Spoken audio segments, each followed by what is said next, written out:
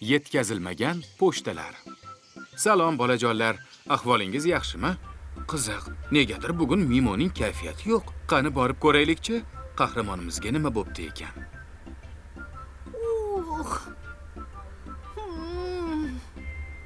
Zerikib ketdim. Pochta ham yo'q.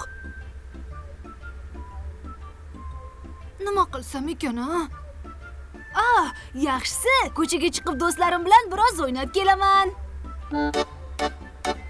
Do'stlarim kelinglar, birga o'ynaymiz. O'ynaymiz, quvnaymiz, hamda kuylaymiz. Gar zeriksak, bizga o'yin asqotar. Balki ungacha menga pochta ham kelib qolar. Xo'sh, Mimo, qanday o'yin o'ynaymiz? Menda ko'p-tok bor. Kelinglar ko'p-tok o'ynaymiz. Yana ko'p-tokmi? Uf, mayli, oxirgi marta o'ynaganim bo'lsin. Ha. Hop. Ana.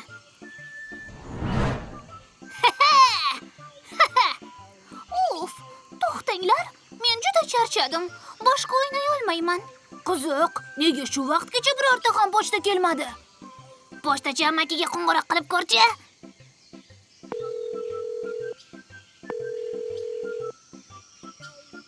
Qo'ng'iroqqa javob bermayaptilar. Unda pochtachi amakining uyiga borib ko'raylik. Qani ketdik.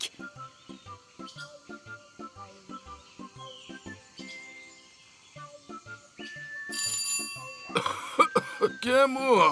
Men Mimoman. Kiraveringlar, eshik ochiq.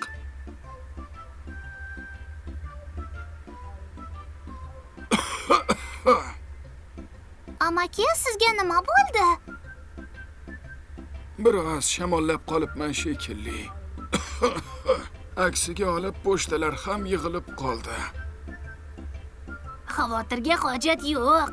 Hozir bir pasda pochtalarni o'z egalariga yetkazib beraman. Sizlar esa pochtachi amakiga qarab turinglar, xo'pmi? Albatta.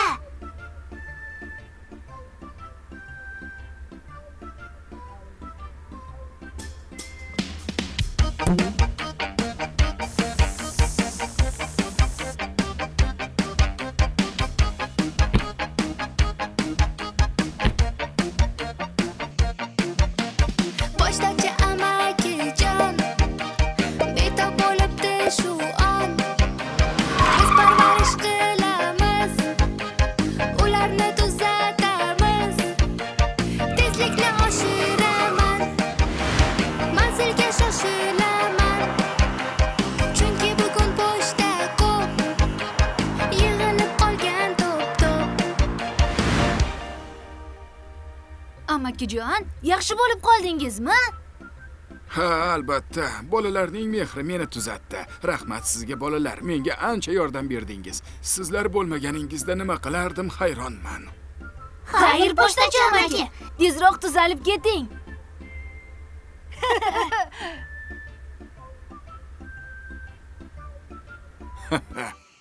Bu gal ham uddaburonlar o'z ishlarining uddasidan chiqishdi. Pochtalar o'z egalariga yetib bordi.